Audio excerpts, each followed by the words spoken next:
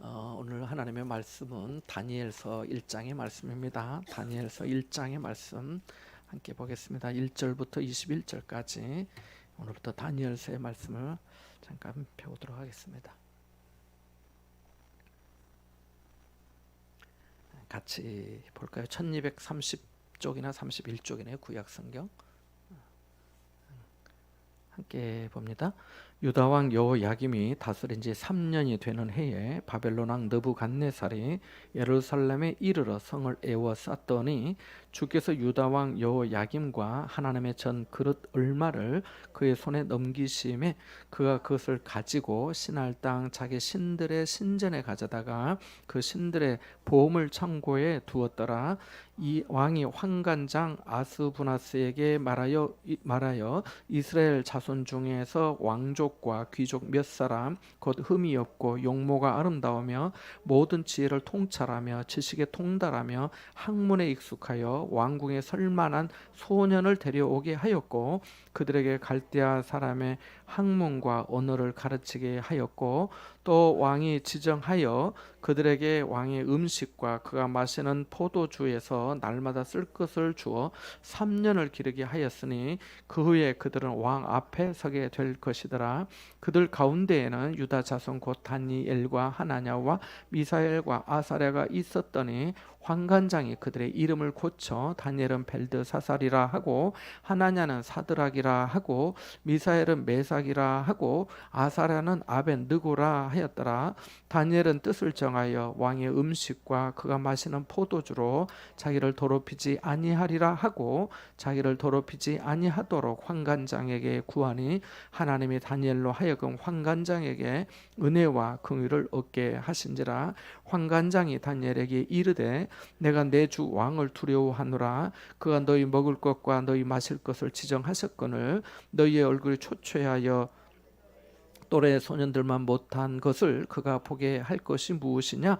그렇게 되면 너희 때문에 내 머리가 왕 앞에서 위태롭게 되리라 하니라. 환관장이 다니엘과 하나냐와 미사엘과 아사랴를 감독하게 한 자에게 다니엘이 말하되 정하오니 당신의 종들을 열흘 동안 시험하여 채식을 주어 먹게 하고 물을 주어 마시게 한 후에 당신들 앞에서 우리의 얼굴과 왕의 음식을 먹는 소년들의 얼굴을 비교하여 보아서 당신이 보는 대로 종들에게 행하소서 하매 그가 그들의 말을 따라 열흘 동안 시험하더니 열흘 후에 그들의 얼굴이 더욱 아름답고 살이 더욱 윤택하여 왕의 음식을 먹는 다른 소년들보다 더 좋아 보인지라. 그래 감독하는 자가 그들에게 지정된 음식과 마실 포도주를 제하고 채식을 주니라. 하나님이 이 네 소년에게 학문을 주시고 모든 서적을 깨닫게 하시고 지혜를 주셨으니 다니엘은 또 모든 환상과 꿈을 깨달아 알더라.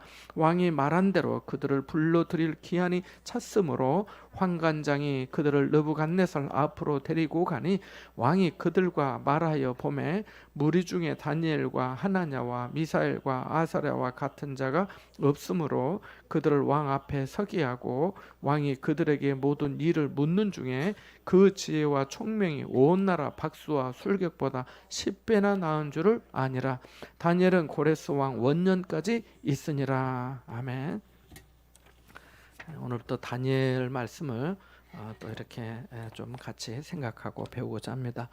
다니엘은 전체 1장부터 12장까지 있습니다. 그래서 에스겔이나 또 예레미야나 이사야보다는 훨씬 분량이 적고요. 다니엘부터 이사야, 예레미야가 다니엘, 이렇게 호세아 이렇게 쭉 있는데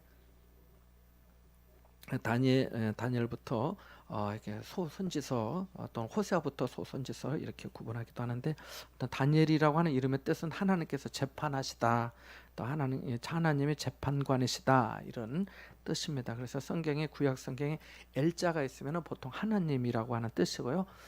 그래서 또 앞에 뭐 단이 이렇게 있는데 재판하다, 재판관이다 이런 그런 뜻입니다. 그래서 하나님께서 재판하신다.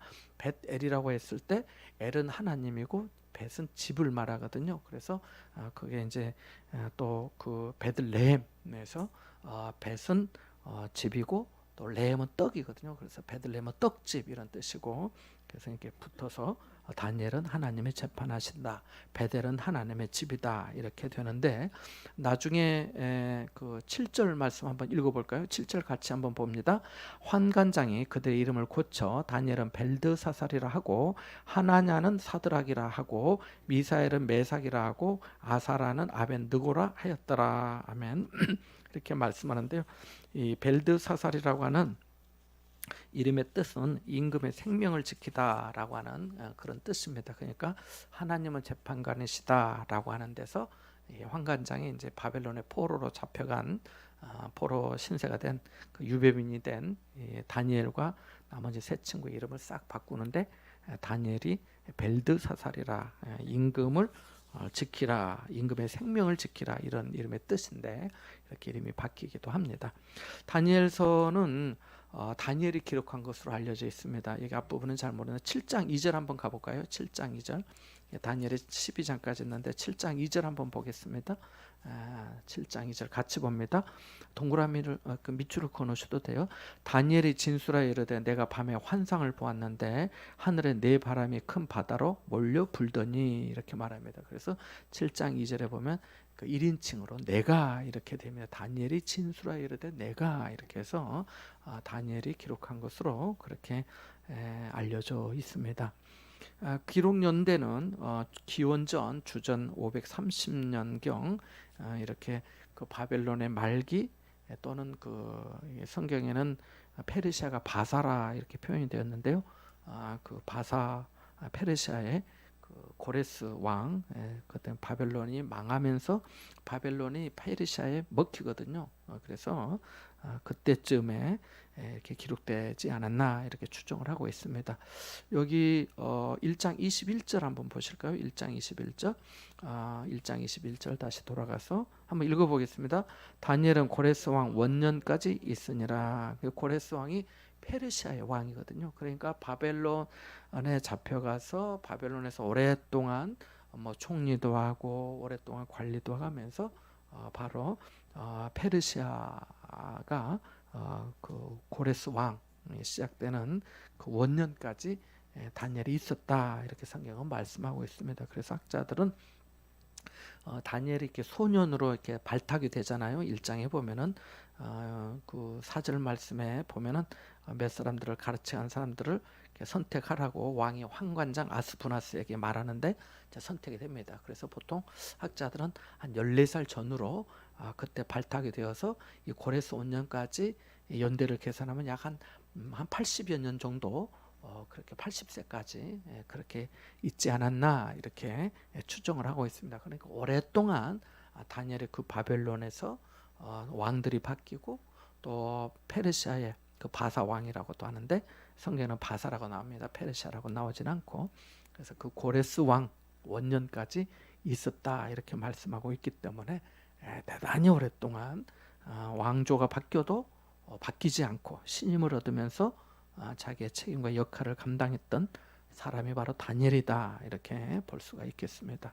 그래서 그 에스겔서와 동일한 역사적 배경을 가지긴 했지만 내용적으로는 상당히 긴 시간을 다루고 있다라고 하는 것을 알 수가 있습니다. 다니엘서에 몇 가지 특징이 있는데요. 다니엘서는 애언서로 알려져 있습니다. 묵시문학 그 애언에 나중에 보면은 뭐 환상을 보고 뭘 보고 뭐 천사가 나타나고 가브리엘 천사도 나타나고 하거든요. 그래서 이렇게 그 어떤 그 애언서의 성격이 있습니다. 그리고 또 하나는 지혜서의 성격도 있습니다. 지혜서. 여기에 다니엘이 나중에 17절 말씀 한번 읽어볼까요? 1장 17절 한번 읽어보겠습니다. 같이 봅니다. 하나님이 이 네 소년에게 학문을 주시고 모든 서적을 깨닫게 하시고 지혜를 주셨으니 다니엘이 또 모든 환상과 꿈을 깨달아 알더라. 그래서 하나님으로부터 지혜를 받은 다니엘, 그리고 또 믿음을 지킨 이 네 사람들 사드락 메삭 아벳느고까지 포함해서 그렇게 말씀하는데, 몇 구절 말씀을 좀 드릴 테니까 밑줄을 그으시거나 표시해 두면 되겠습니다. 저는 밑줄을 긋기도 하고 숫자에 동그라미를 치기도 합니다. 2절 말씀, 그리고 4절 말씀, 그리고 6, 7, 8, 9, 6, 7, 8, 9, 6절, 7절, 8절, 9절, 그리고 15절, 16절, 17절, 15, 16, 17, 그리고 20절하고 19절, 20절, 21절까지 이렇게 하면 되겠습니다. 15절, 18절 빼고 그렇게 쭉 하면 될 것 같습니다. 자, 그렇게 잠깐 생각하고요. 그래서 그 애언서이면서 지혜서의 성격도 있다라고 하는 겁니다.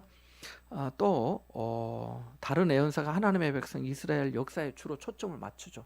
남유다가 어떻고 사마리아가 어떻고 그런 말씀이 다른 예언서에는 많이 나왔는데 이사야도 그렇고 예레미야도 그렇고 에스겔도 그렇고 또 이후로 나오는 호세아도 그러는데 다니엘서는 그런 얘기가 아예 없지는 않지만 별로 없습니다. 그래서 이스라엘 역사에 주로 초점을 맞추고 있는 성격과 달리 여기 벌써 느부갓네살 바벨론 왕이 나오잖아요. 다른 나라 여러 민족에 대해서 왕들에 대해서 오히려 더 많은 말씀들에 대해서 말씀하고 있다. 이스라엘은 오히려 지역적으로 다뤄지고 있다는 특징이 있고요. 또 하나는 다른 예언서에서는 이스라엘의 죄에 대해서 고발하고 하나님 앞에 돌아오라고 말합니다. 회개를 촉구하는. 그리고 또 심판의 말씀이 나타나는데 다니엘서에는 그런 말씀이 없어요. 다니엘서에는. 그리고 또 네 번째는 오히려 세상 권력의 전개와 종말에 대해서 말씀합니다. 그래서 처음에 뭐가 나타나고 나중에는 철과 흙이 나타나고 그것이 다 신상이 무너지고 이런 어떤 환상들을 보고 있거든요. 그래 보게 되거든요. 그래서 세상 권력의 전개 그리고 또 그것들의 종말에 대해 말씀하고 있고요. 또 하나는 세상 권력의 박해에 대해도 끝까지 하나님께 충성을 다한 성도들의 승리를 보여주고도 있습니다. 특별히 오늘 본문에 나오는 다니엘과 이 세 친구의 음식을 거절하는 얘기도 마찬가지고 10일 동안 테스트해봤지만 이들이 얼굴이 더 좋았고 또 살이 더 윤택했다. 승리한 거죠. 그리고 나중에 금신상에 절하지 않는 거 또 풀무불에 빠졌지만 살아남는 거 이런 모든 일들도 마찬가지입니다. 그러니까 이 세상 권력이 어떤 그 박해와 환란이 있지만 그럼에도 불구하고 끝까지 하나님에 대한 신실한 믿음으로 충성을 다한 성도들의 승리를 말해주고 있습니다.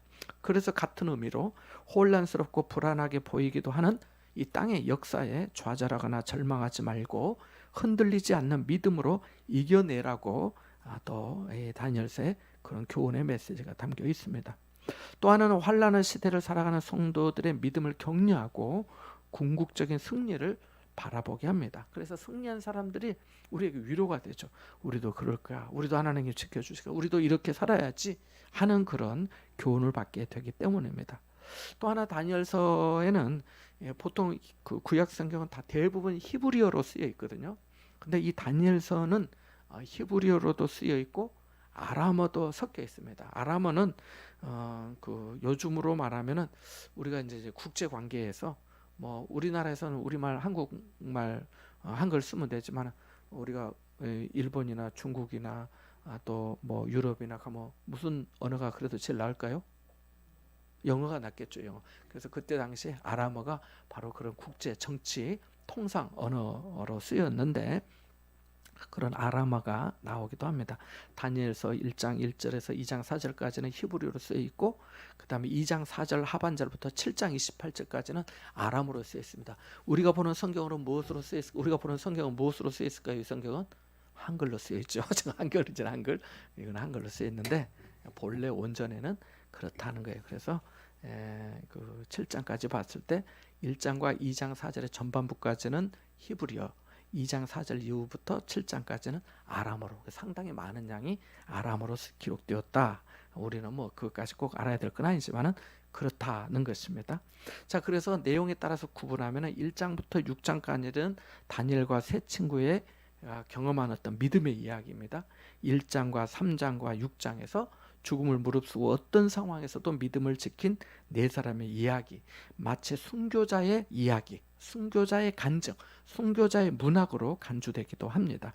그래서 1장에서 오늘 뭐 생각해 보겠지만 왕의 기름진 음식 대신 채식을 섭취하는 이야기가 나오고 3장에서는 사드락 메삭 아벳느고가 왕이 명령한 신상 숭배를 거절해서 풀무불에 들어간 얘기가 나오고 6장에서는 다니엘이 사자굴에 들어갔다 나오는 그런 또 얘기도 나오고 또 2장과 4장과 5장에서는 다니엘이 하나님의 영감을 받아서 꿈과 어떤 표적을 해석하는 사람으로 그렇게 나오기도 합니다.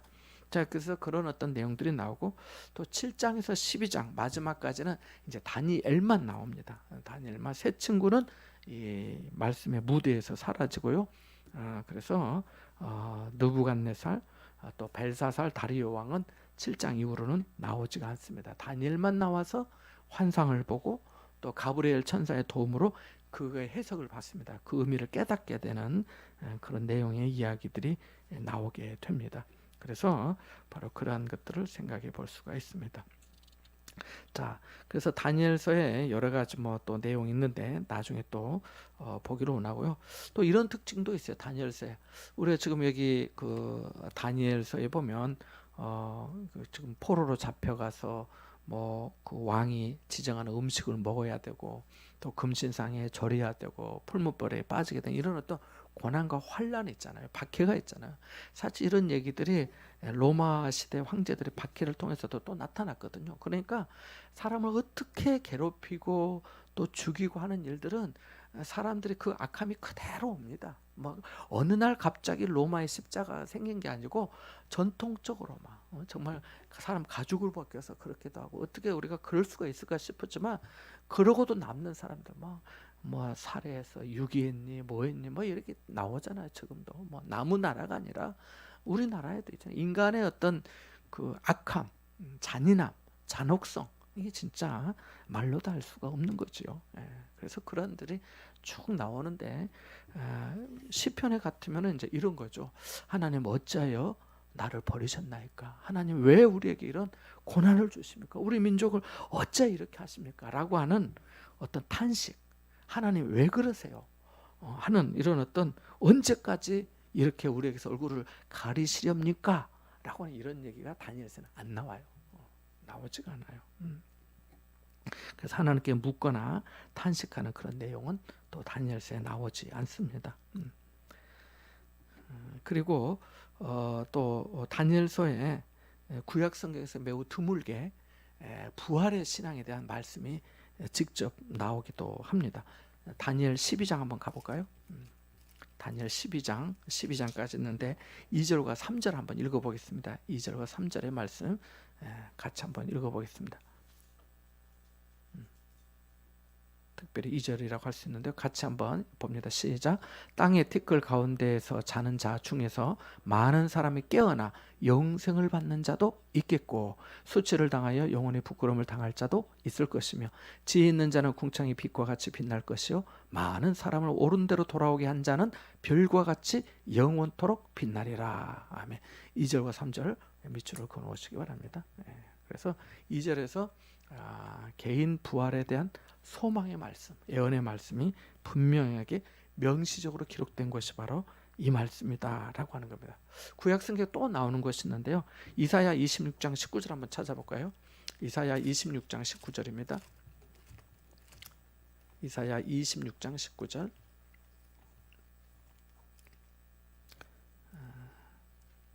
같이 한번 보겠습니다. 이사야 26장 19절 상반절인데요. 같이 한번 읽어보겠습니다. 시작. 주의 죽은 자들은 살아나고 그들의 시체들은 일어나리이다. 티끌에 누운 자들아 너희는 깨어 노래하라. 주의 이슬은 빛난 이슬이니 땅이 죽은 자들을 내놓으리로다. 아멘.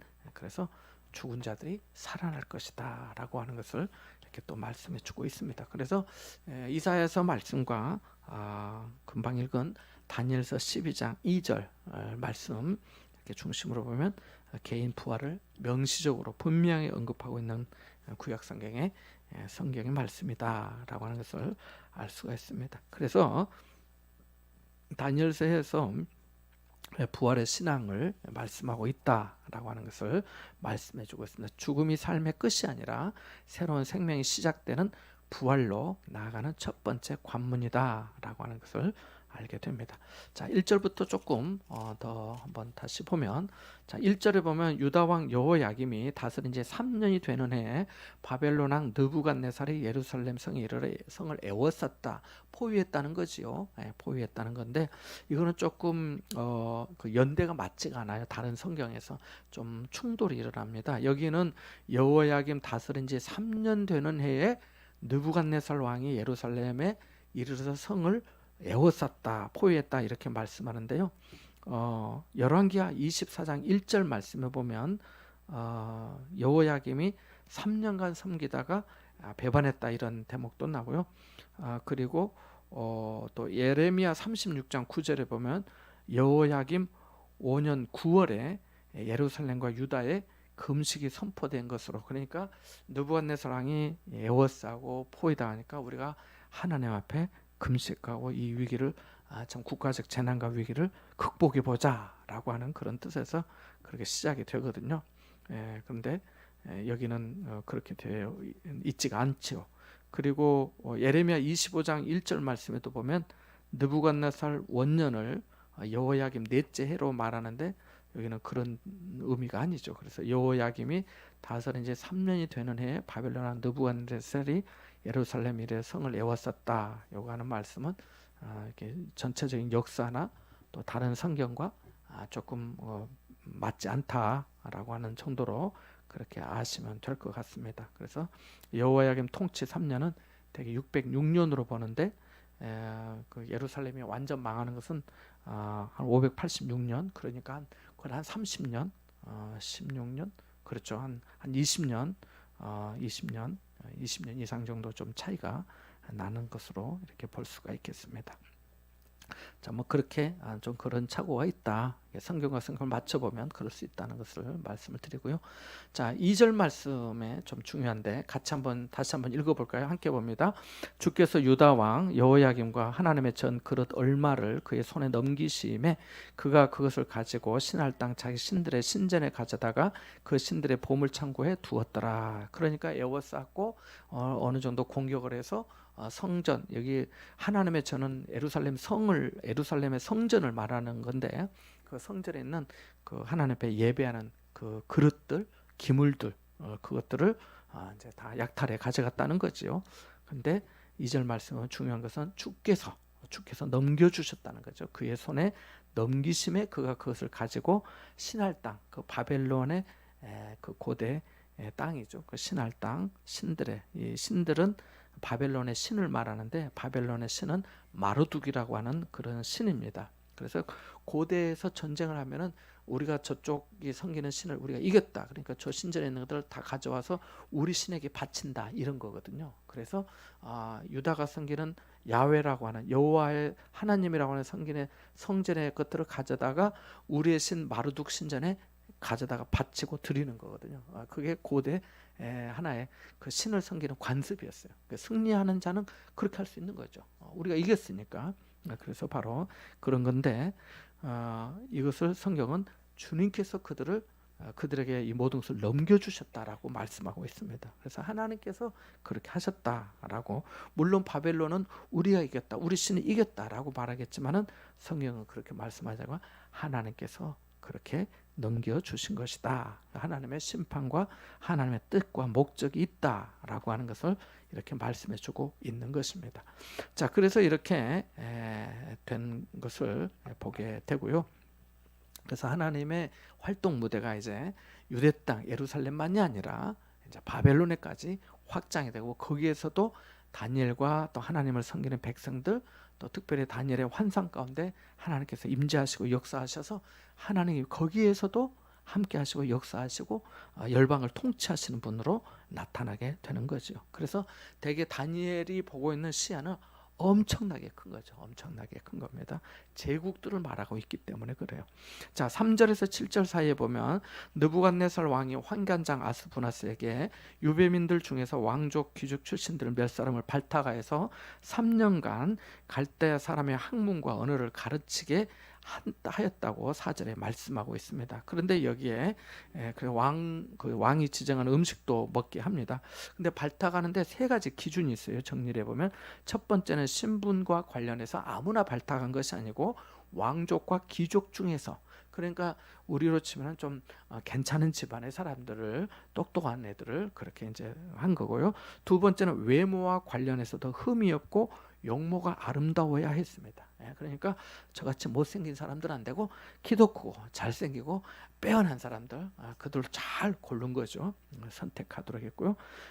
그래서 이것은 어떤 뭐 외향적인 그런 평가를 넘어서 그 자질의 충분함을 포함해서 이렇게 발탁하도록 했습니다. 세 번째는 능력과 관련해서 모든 지혜를 통찰하고 지식에 통달하며 학문에 익숙한 소년이었습니다. 아무래도 머리가 안 돌아가는 애들은 안 되는 거예요. 다 테스트를 해보고 좀 머리가 있고 돌아가고 언어 능력도 잘 배우고, 그리고 이게 우리는 잘 뭐 그냥 넘기기가 쉬운데요. 갈대아 사람의 학문이라고 하는 것은, 갈대아 사람은 바벨론의 학문을 말해요. 이미 서술된 기록된 문서들을 말해요. 그리고 또 뭡니까? 갈대아 사람의 학문과 갈대아 사람의 언어를 말하고 있어요. 그래서 바벨론어, 고대 아카드어라고 해서 그때 고대 당시에 그 점성술이나 또 이런 어떤 나중에 여기 보면 나오는데요. 한번 읽어보죠. 20절 말씀 한번 읽어볼까요? 1장 20절입니다. 거기에 박수와 술객이라고 말은 나오는데 1장 20절 같이 봅니다. 다니엘서 왕이 그들에게 모든 일을 묻는 중에 그 지혜와 총명이 온 나라 박수와 술객보다 10배나 나은 줄을 아니라. 그러니까 10배 뛰어난 거예요. 10배 뛰어난 거예요. 3년 사이에 지금 바벨론의 언어, 고대 아카드어라고 하는 이 고대 문서, 그 말씀드린 그런 어떤 어려운 것들, 뭐 운수나 기륭과 또 점성술을 보고 어떻게 이런 뜻이다 하는 뭐 이런 거까지도 다 정통하게 배울 수 있는 바로 그런 것이, 그런 언어가 갈대아 사람의 언어를 말하거든요. 그래서 전문적인 훈련을 통해서 이것들을 이제 다 배우게 되는 거죠. 머리가 안 되는 애들은 빼고 또 외향적으로도 능력도 있고, 아무튼 그런 사람들을 다 발탁을 해서, 뭐 숫자는 얼마 했다는 건 안 나오지만은 바로 그런 겁니다. 근데 여기 이제 두 가지 그 음식을 주는 거잖아요. 포도주까지 포함해서. 근데 이것은 일종의 고대에 있어서 그 하나의, 우리가 그 교회에서 예수님의 죽으심을 기억하면서 성만찬 성례제를 하는 것처럼 그들에게 있어서는 왕이 지정한 음식을 먹는 것이 성례제죠. 거룩한 의식이나 마찬가지였어요. 왜냐하면 그 음식을 먹는다고 하는 것은 내가 왕의 신하임을 인정하고 내가 왕에게 충성하겠습니다. 왜냐하면 왕이 줘서 먹고 산 거잖아요. 그런 일이 지금도 있잖아요. 어디에 있을까요? 북한에 있잖아요. 우리 수령 아버님께서 주셔서 저희가 배 따시게 먹고 있습니다 하면서 하잖아요. 그러니까 마찬가지인 거예요. 그래서 이 음식을 먹는다고 하는 것은 그냥 단순히 먹고 안 먹고가 아니라 나는 왕의 신하고 내가 왕에게 충성하겠습니다 라고 하는 거거든요. 그래서 벨드사살의 이름이라고 하는, 아까 말씀드렸죠, 임금의 생명을 지키다는 거예요. 그 임금의 생명은 바벨론 임금을 말하거든요. 그 임금의 생명을 지키는 자로 너는 이름을 내가 지어줄게 라고 하는 거죠. 그 벨드사살, 이렇게 그렇게 다니엘의 이름이 바뀌게 됩니다. 자, 그래서 바로 이 음식을 이제 거절하게 되죠. 거절하게 되고 하는데, 다니엘이라고 이름이 바뀌면서 다니엘의 뜻을 정하고 얘기를 합니다. 요청을 합니다. 그러니까 뜻만 정해서는 안 되고 말할 수 있는 용기도 필요한 거예요. 9절 말씀 한번, 8절 한번 읽어볼까요? 8절 9절 얼마 전에도 뭐 주일에 말씀을 잠깐 생각해 봤습니다만 다시 한번 읽어봅니다. 다니엘은 뜻을 정하여 왕의 음식과 그가 마시는 포도주로 자기를 더럽히지 아니하리라 하고 자기를 더럽히지 아니하도록 환관장에게 구하니 하나님이 다니엘로 하여금 환관장에게 은혜와 긍휼을 얻게 하신지라. 아멘. 그래서 이제 마음 뜻을 정했고 얘기를 한 거죠. 우리는 이렇게 요청을 하는 거죠. 근데 하나님께서 그런 은혜를 아스푸나스 환관장에게 은혜와 긍휼을 얻게 해주셨다라고 하는 거죠. 그래서 하나님께서 그들과 함께 해주셨던 것을, 그러니까 성경이 어떤 하나의 사건들을 쭉 설명하지만 거기에서 딱딱 중요한 점에 한 말씀하거든요. 하나님 주께서 그들을 손에 넘기셨다. 하나님께서 얻게 하셨다. 긍휼과 은혜와 긍휼을 얻게 하신지라라고 말씀하고 있습니다. 또 나와요. 17절에 보면 하나님이 그렇게 하셨다고 하는 것을. 그래서 이렇게 그 네 명의 이름이 우리 일제 강점기 때 창씨 계명처럼 히브리식의 이름이 바벨론식으로 바뀌게 됩니다. 그래서 그 전에 뭐 다니엘, 하나냐, 미사엘, 아사라니까 다 히브리식 이름인데 바벨론의 포로가 되면서 이제 바벨론식으로 이름이 바뀌어서 벨드사살, 또 하나냐는 사드락, 또 미사엘은 메삭, 아사라는 아벳느고 이렇게 이름이 바뀌게 되고 그 뒤로 그런 이름으로 나타나게 됩니다. 자, 그렇게 하나님께서 은혜를 주셔서 이제 테스트를 하는 거죠. 열흘 동안 해가지고 채식을 먹은 이 4명의 소년이 지정하는 음식과 그 포도주 먹는 사람보다 얼굴이 더욱 아름답고 살이 윤택하고 다니는 소년들보다 더 좋아 보였다라고 15절에 말씀하고 있습니다. 그래서 우리도 그러잖아요. 안색이 좋아 보이고 건강해 보이고 윤택하게 보이고 하면 좋잖아요. 바로 그것을 말씀해주고 있습니다. 우리 민우가 요즘 통통하니 예쁘게 보여서 저도 좋습니다. 아무튼 하나님께서 주시는 이렇게 제가 교회 개척했을 때 뭐 어떤 분들이 이렇게 이제 어쩌다 연락 와가지고 찾아와서 그럼 목사님 고생이 많으시죠. 개척하셔서 교회는 얼마나 됩니까? 내가 묻지 말아 합니다. 교회는 얼마 되냐 묻지 말라고 하는데 묻지 말라. 그래도 목사님 힘드실 텐데 얼굴은 좋으시네요. 그럽니다. 그러면 얼굴이라도 좋아야지 뭐 안 좋으면 좋겠어요. 내가 이렇게 대묻고 했는데 아무튼 그런 거죠. 그래서 저는 웬만히 살이 빠지지 않는 이상 얼굴이 좋아가지고 좀 안 좋아도 이게 좀 얼굴이 좀 표가 나고 해야 되는데 얼굴이 좀 이렇게 빠지고 해야 돼. 안 빠져서 문제는 안 빠져서. 아무튼 그랬어요. 안색이 좋아 보이는 거 그것도 큰 은혜지요. 자, 그래서 17절에서 21절 사이에 보니까 3년 후에 4사람이 우수한 졸업생이 되어서 왕 앞에 서게 되고 다니엘은 그 고레스 왕 원년까지 그러니까 주전 538년 그러니까 그 예루살렘이 586년에 망했거든요. 그러니까 한 50년 동안 50년 바벨론이 1차 포로기에 잡혀간 것으로 학자들이 보고 있는데 그러니까 한 80년 538년경까지 있었다라고 21절에 말씀하고 있습니다. 자, 그래서 그 정도 생각하면 될 것 같습니다. 오늘 본문에서 몇 가지 교훈을 좀 다시 생각해 보자. 근데 첫 번째는 하나님이 넘기시면 넘어갈 수밖에 없다는 것입니다. 2절에 주께서 하나님의 전 그릇 얼마를 그의 손에 넘기셨다. 느부갓네살에 넘겼다는 거죠. 성경을 여러분이 구약 성경에 보셔서 아시겠지만은 이런 표현이 좀 자주 나옵니다. 손에 넘기시다 이런 표현 말입니다. 민수기 21장 3절에 보면 이스라엘이 가나안 땅 아랏 왕을 물리쳤을 때 이렇게 말씀합니다. 여호와께서 이스라엘의 목소리를 들으시고 가나안 사람을 그들의 손에 넘기심에 그들과 그들의 성읍을 다 멸했다라고 말씀하고 신명기 3장 3절에도 보면 우리 하나님 여호와께서 바산왕 옥과 그의 모든 백성을 우리 손에 넘기심에 우리가 그들을 쳐서 한 사람도 남기지 아니하였다라고 말합니다. 다윗이 골리앗을 상대할 때도 똑같이 말을 해요. 사무엘상 17장 46절에 보면 오늘 여호와께서 너를 내 손에 넘기시리니 내가 너를 쳐서 네 목을 베고 블레셋 군대의 시체를 오늘 공중의 새와 땅의 들짐승에게 주어 온 땅으로 이스라엘에 하나님이 계신 줄을 알게 하겠고라고 말합니다. 다시 말해서 우리가 받는 거, 우리가 구하는 거, 우리가 원하는 거 하나님이 주셔야 받게 되고 하나님께서 세워주셔야 우리의 가정도 세워지는 줄로 믿습니다. 그래서 시편 127편 1절에 여호와께서 집을 세우지 아니하시면 세우는 자의 수고가 헛되며 여호와께서 성을 지키지 아니하시면 파수꾼의 깨어있음이 헛되도다라고 말씀합니다. 다시 말해서 이 말씀을 뒤집어서 우리가 역으로 우리에게 적용해 본다면 만약에 내가 세우지 못해도 하나님이 세워주시면 세워주시는 거예요. 내가 깨어서 성을 지키지 못해도 내가 졸고 있어도 하나님이 지켜주시면 안전한 거예요. 그러니까 궁극적으로 하나님께서 해주실 때 내 수고가 헛되지 않고 열매가 되고 은혜가 되고 축복이 되고 유익이 되는 것이지 하나님께서 해주지 않으시면 아무리 해도 우리 야구 선수들 헛스윙 하잖아. 헛스윙 힘껏 쳤는데 공이 안 맞은 거야. 그건 헛수고죠. 헛수고.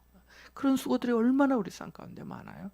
그래서 하나님께서 넘겨주시면 또 내게 주실 때 하나님이 넘겨주시면 넘어갈 수밖에 없고 하나님이 나한테 주시면 내게 있게 되더라 라고 하는 것입니다.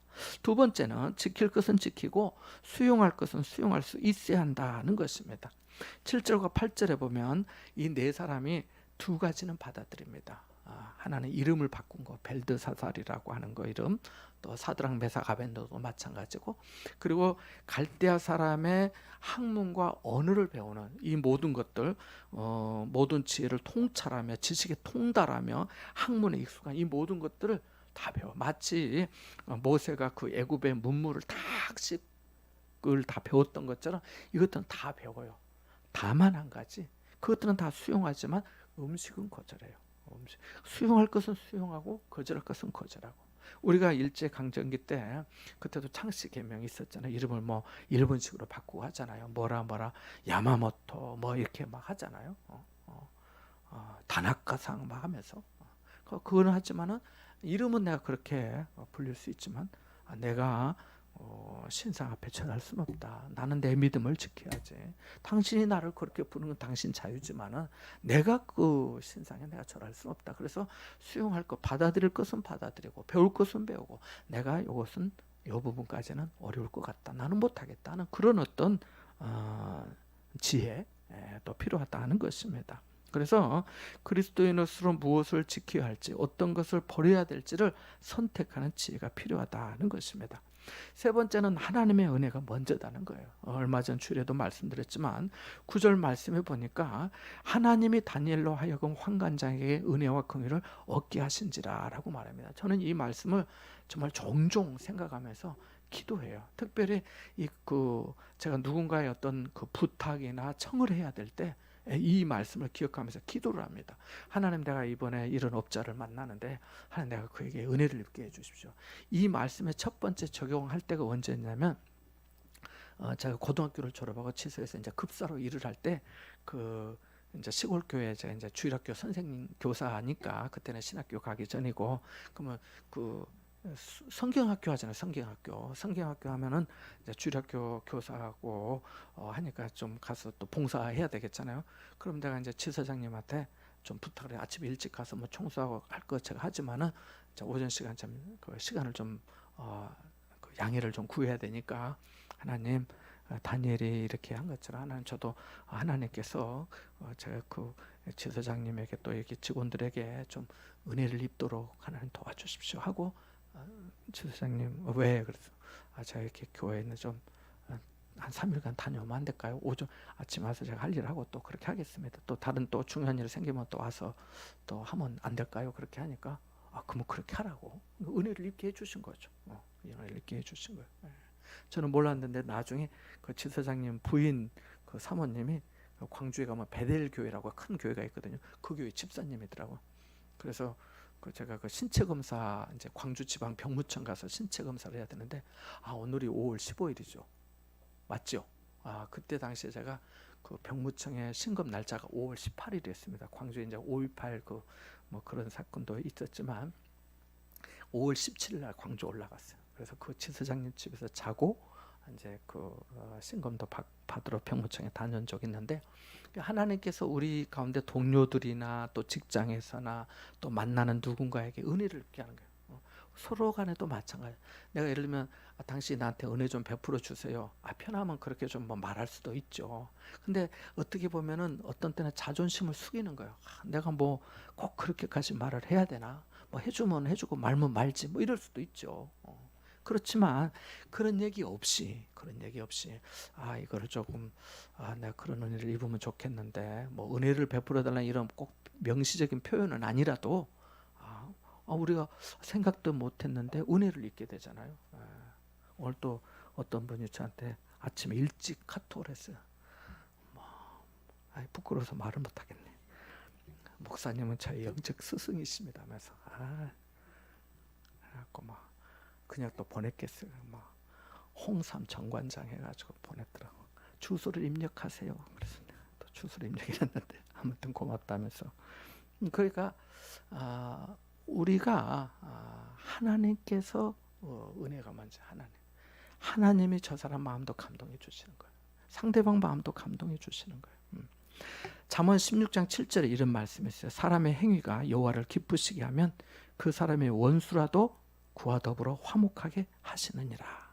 사도 바울은 디모데에게 보내는 목회 서신에서 여기에 보면은 은혜와 긍휼을 얻게 하신지라 이렇게 표현이 되어 있는데 1장 9절에 보면 사도 바울은 디모데에게 하나 더 해요. 평강이라는 단어를 더 넣어서 이렇게 말합니다.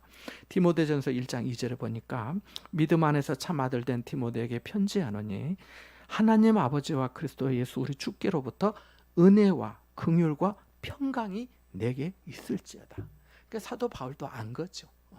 사도 디모데가 목회를 하는 데 있어서 필요한 은혜가 뭐냐? 하나님의 은혜가 필요하고 하나님의 긍휼하심이 필요하고 하나님의 평강이 필요한 거예요. 그렇지 않으면 늘 뭐 이런 일 저런 일이 너무나 많기 때문에 우리의 삶도 마찬가지 아니겠어요? 뭐 꼭 목회를 하는 것만이 아니라 우리 삶 가운데도 내 생활 가운데도 은혜가 필요하고 하나님이 나를 불쌍히 여겨주시는 그 긍휼하심이 필요하고 또 내 마음이 평안해야 될 거 아니에요. 평강해야 될 거 아니에요. 강 같은 은혜와 평화가 있어야죠. 그래야 하나님 감사합니다. 꼭 거기에서 하나님 앞에 찬송도 나오고 감사도 나오고 또 사랑도 나오고 섬김도 나오고 나눔도 나오고 하지. 막 속이 시끄럽고 복잡하고 하는데 뭐 돌아서면 한숨이 나오고 막 땅이 꺼지고 막 지진이 나오고 하면 안 되잖아요. 땅이 꺼져서. 그래서 은혜와 긍휼과 평강이 내게 있을지어다라고 하는 거예요. 하나님이 상대방의 마음에 은혜를 주셔야 되는 거죠. 그가 나를 생각하도록, 나를 도와주도록, 나를 잘 봐주도록, 나를 돕는 자 되도록 성령께서 역사해 달라고 우리가 겸손하게 또 간절하게 기도해야 될 줄 믿습니다. 자, 여기도 2절 말씀에 아까 말씀드렸지만 주께서라고 되어 있어요. 9절에도 하나님이 다니엘로 하여금 환관장에게 은혜와 긍휼을 입게 하셨다라고 얻게 하셨다고 분명히 하나님께서 그렇게 하셨다고 말씀해요. 17절도 보세요. 17절 같이 한번 읽어보겠습니다. 17절입니다. 시작. 하나님이 이 네 소년에게 학문을 주시고 모든 서적을 깨닫게 하시고 지혜를 주셨으니 다니엘은 또 모든 환상과 꿈을 깨달아 알더라. 그러니까 하나님께서 이 네 소년에게 주셨는데 다니엘에게는 모든 환상과 꿈을 깨달아 아는 것까지도 더해 주시는 거죠. 누가? 하나님이 주신 하나님께서 학문을 주시고 모든 서적을 깨닫게 하시고 지혜를 주셔. 그러니까 거기 바벨론에 있는 모든 온 나라의 박수와 술객들보다도 20절에 능력이 몇 배가 더 나았다고요? 10배, 10배가 더 나았다라고 말씀하고 있어요.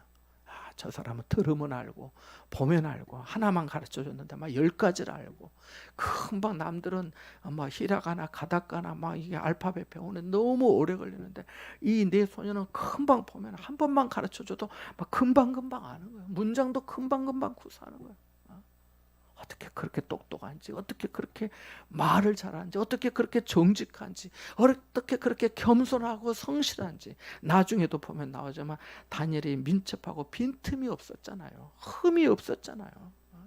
어떻게 그럴 수 있는지 하나님께서 그렇게 은혜를 주셨기 때문인 거지요. 그래서 우리도 마찬가지죠. 하나님께서 하셨다라고 하는 그 음식으로 인해서 시련을 극복하는 것도 바벨론 왕궁에서 성공하게 된 이 모든 것도 처음부터 마지막까지 하나님이 주도하시고 통제하시는 사건임을 이 다니엘서 서론과 같은 1장에서 아예 딱 시작해서 보여주고 있는 것입니다. 그래서 주님이 처음과 마지막 알파와 오메가이신 줄 믿습니다. 마지막으로 자기 일에 능숙한 자는 왕 앞에 서게 된다는 것입니다. 5절 말씀 보면 이렇게 말씀합니다. 5절 말씀의 끝부분에 보니까 그 후에 그들은 왕 앞에 서게 될 것이다. 3년이 지나고 나면 3년이 이제 그 사관생도의 시간이나 마찬가지죠. 육사나 뭐 그렇게 뭐 회사나 공사처럼. 그래서 이 사관학교 시절을 지나고 나면 왕립학교에서 이제 3년을 보내고 나면 왕 앞에 서게 되는데 서게 되죠. 19절 20절 말씀에 보니까 그런 내용 아니겠습니까? 19절 끝부분에 보니까 그들을 왕 앞에 서게 하고, 그리고 20절에 왕이 그들에게 모든 일을 묻는 중에 그 지혜와 총명이 온 나라 박수와 술객보다 10배나 나온 줄 알았다. 이렇게 나았다라고 말씀하고 있습니다. 잠언 22장 29절에 보면 네가 자기의 일에 능숙한 사람을 보았느냐? 이러한 사람은 왕 앞에 설 것이요 천한 자 앞에 서지 아니하리라 라고 말씀합니다. 그렇잖아요. 정말 우리나라에서 뭐 옛말에 정말 똑똑하고 실력 있고 하면 다 나라가 데려간다고 하는 말이 그 말 아니겠어요? 왕 앞에 서게 된다는 거예요. 왕 앞에 왕이 데려다가 쓰는 거예요. 당신 그렇게 참 그 분야에 출중한데 쓴다는 거예요. 쓴다는 거예요. 쓴다는. 여기 바닥 이 매트 있죠. 요거 매트를 이렇게 동네 중앙교회 은퇴하신 장로님 그 누가 소개를 해가지고 거기서 우리가 구입해서 썼는데 그 장로님이 조 장로님이신데 이분이 이제 그 고아 한 10명을 데려다 키웠어요. 10명을 한 명이 아니고 그 중에 하나가 우리나라에서 우주에 그 인공위성을 하는 아주 뛰어난 연대에서 그 천문학을 전공하고 박사학위 해가지고 그런 그 아들이라고 또 자랑을 막 하시더라고요. 나라가 데려갔어요. 그래서 이분이 가는 곳은 항상 국정원 직원이 동행을 해요. 그리고 뭐 예를 들면 외국에 시찰 가서 이제 그 견학하고 연수하고 할 거 아니에요. 그러면 그쪽에서 이게 기밀이기 때문에 자료를 주지 않아요. 뭐 USB는 안 준다 하잖아요. 그 산업 기밀이니까. 근데 그 장로님 말씀에 의하면은 목사님 참 하나님의 은혜로 아들은 가서 한번 보면 그 바로 다 입력을 해버린대. 그리고 와서 다 만들어 버린대. 그러니까 대단해. 그래서 제가 아무튼 뭐 그런 얘기 들었는데 뛰어나고 하면 나라가 데려가는 거예요. 이런 인재들은 키운 거예요. 그래서 자기 일에 능숙하고 그 분야에 숙련된 전문가가 되면은 왕 앞에 서게 된 거죠. 우리도 마찬가지. 이걸 우리가 영적으로 좀 적용하면 우리가 하나님 앞에 겸손히 배우고 연습하고 훈련하고 연단하게 되면 어느 사이엔가 만왕의 왕이신 주님 앞에 서게 될 줄 믿습니다. 주님께서 써주신다는 거지. 세워주신다는 거지. 그리고 주님께 영광을 또 돌리는 거죠. 모든 것이 주께로 말미암았으니까. 하나님께서 내게 은혜를 주셔서 제가 이렇게 할 수 있었습니다 라고 말하게 되는 거 아니겠습니까? 자, 우리 같이 한번 기도하고 마치기를 원합니다. 오늘 말씀을 기억한 것처럼 하나님이 주실 때 하나님께서 손에 넘겨주실 때 그걸 내가 취할 수 있고 또 지킬 것은 지키고 수용할 것은 수용하고 이게 받아들일 것 또 거절할 것 이런 지혜의 선택이 지혜로운 선택을 할 수 있도록 은혜 베풀어 달라고 또 하나님께서 환관장에게 다니엘의 은혜와 긍휼을 얻게 하신 것처럼 하나님의 은혜가 먼저니까 하나님께서 내게 그런 은혜를 베풀어 달라고 만나는 사람들에게 성도들에게 또 다른 사람들에게 내 삶의 터전과 직장에서 남편이 아내가 또 내 자식이 내 부모님이 그렇게 될 수 있도록 그리고 자기 일에 능숙한 자가 될 수 있도록 우리에게 민첩함과 또 능숙함과 지혜와 재능과 은사를 달라고 우리 같이 한번 기도하고 또 임직 감사 예배 준비하는데 임직자들에게 은혜를 주시고 또 토요일 날 청소하는 거 또 좋은 날씨 주시고 또 순서를 맡고 오시는 그 안수위원 목사님들에게도 하나님께서 성령으로 기름 부으시고 임직자들에게 그런 은혜를 베풀어 달라고 어르신분들 또 김정철 집사님 선교사님들에 함께 해주시길 같이 한번 기도하겠습니다. 기도합니다.